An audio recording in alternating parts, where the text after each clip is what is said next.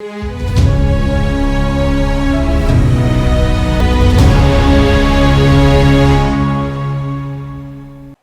दोस्तों, राजनीति की बातें किताबों की कहानी में आपका स्वागत है। मैं हूं आपका दोस्त धर्मेंद्र कंवारी। क्या बंसीलाल जी मुख्यमंत्री बनने से पहले कंडक्टरी किया करते थे? क्या आप जानते हैं इसके बारे में? क्या चौधरी बंसीलाल पर भी भ्रष्टाचार के आरोप लगे हैं? अगर लगे हैं तो फिर उनका क्या हुआ? एक बहुत ही चर्चित और विवादित राजनेता होते थे चौधरी हरिद्वार लाल जी। हरिद्वार लाल जी कहा करते थे कि हरियाणा में केवल 1.5 आदमी पढ़े लिखे हैं, एक तो मैं खुद और दूसरा आधा जो है वो स्वरूप सिंह है। इन्हीं हरिद्वार लाल जी ने चौधरी बंसीलाल के जीवन पर भी किताब लिखी, आर्टिकल लिखे और वो इतने विवादास्पद बातें लिखते थे कि चौधरी बंसीलाल उसे रोकने के लिए हाईकोर्ट तक गए। चौधरी हरिद्वार लाल जी तंज कसने और चौधरी बंसीलाल को खिजाने के लिए उनको बस में टिकट काटने वाला मामूली कंडक्टर लिखा करते थे। अब दो बातें हैं दोस्तों, एक तो ये है कि चौधरी हरिद्वार लाल जी क्या सच बोला करते थे या झूठ बोला करते थे, और दूसरी बात यह है कि आज तक हरियाणा के सबसे ईमानदार मुख्यमंत्री के रूप में स्थापित चौधरी बंसीलाल जी पर क्या जीवन में भ्रष्टाचार के आरोप नहीं लगे? अगर लगे तो फिर उनका क्या हुआ? इन दोनों सवालों के जवाब अगर खोजने की कोशिश की जाए तो दोस्तों प्रामाणिक रूप से खोजना बहुत मुश्किल है। लेकिन उनके जो सचिव हैं एस के मिश्रा जी, प्रधान सचिव रहे हैं, आईएएस हैं, उन्होंने इन दोनों इस सवाल का जवाब देने की कोशिश की है और कंडक्टर वाले सवाल का जवाब मैंने खोजने की कोशिश की है। मैं उसका जवाब दूंगा, वीडियो के आखिर तक बने रहना।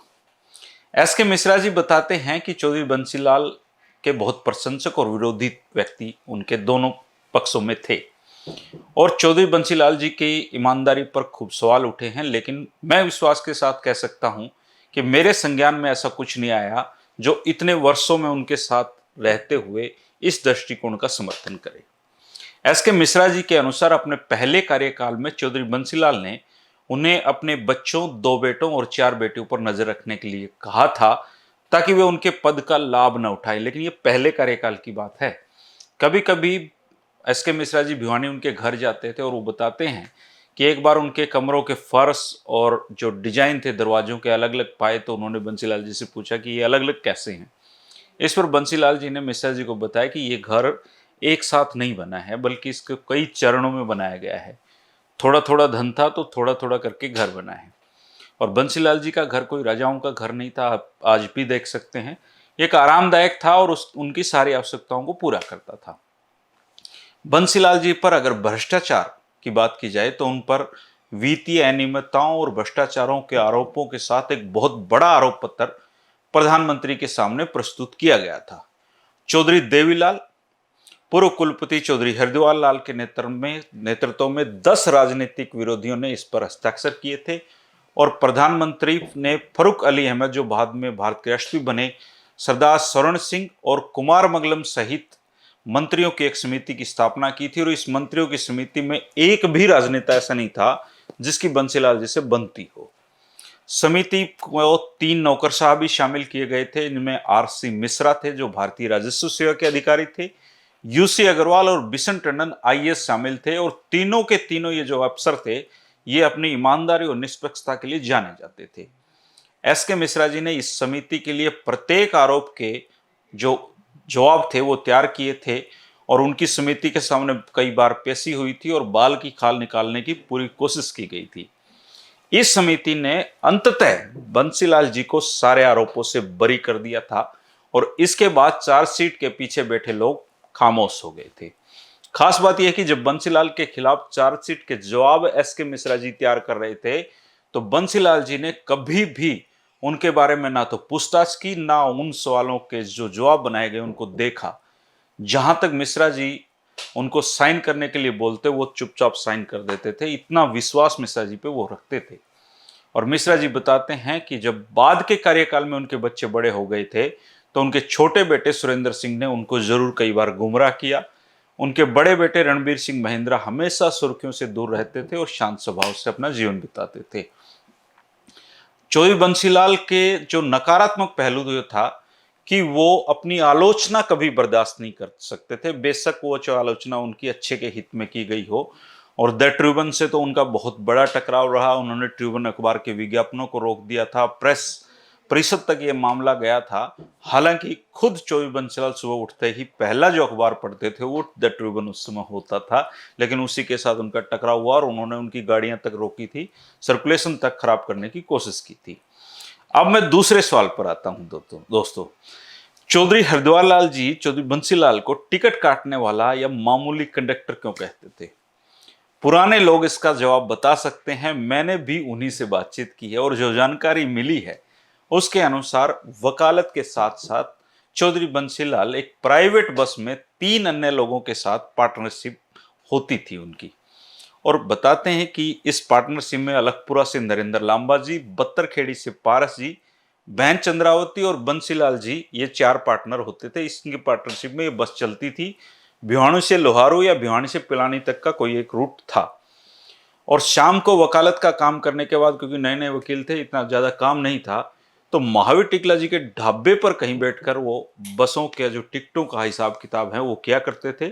और जब छुट्टी कोर्ट की होती थी बस में बैठकर भी वो मॉनिटरिंग कंडक्टर की भी और टिकटों की सवारियों की किया करते थे।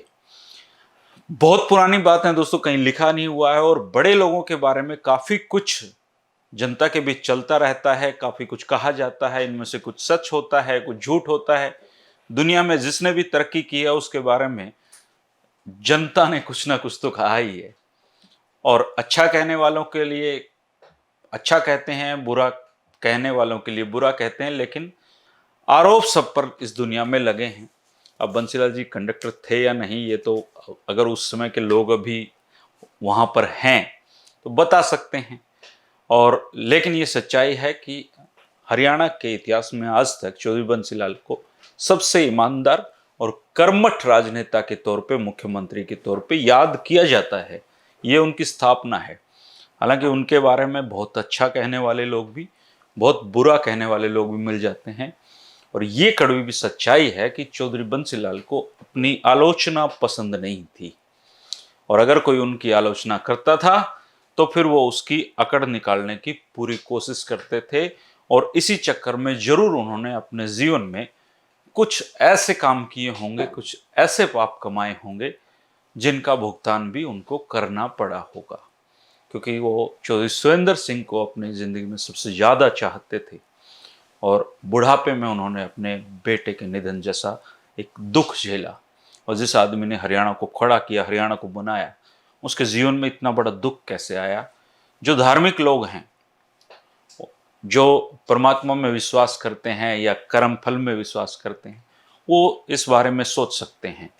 लेकिन सृष्टि है दोस्तों, दुनिया है, चलती रहेगी। और ये सच्चाई है कि चौधरी बंसीलाल का नाम हमेशा आदर के साथ, सम्मान के साथ हमेशा हरियाणा में लिया जाता रहेगा, क्योंकि उन्होंने हरियाणा के निर्माण में अपना एक अहम योगदान दिया था। कल हम एक जो उनकी लिफ्ट सिंचाई योजना थी, वो एक बहुत बेहतरीन योजना थी उस समय पूरे भारत में।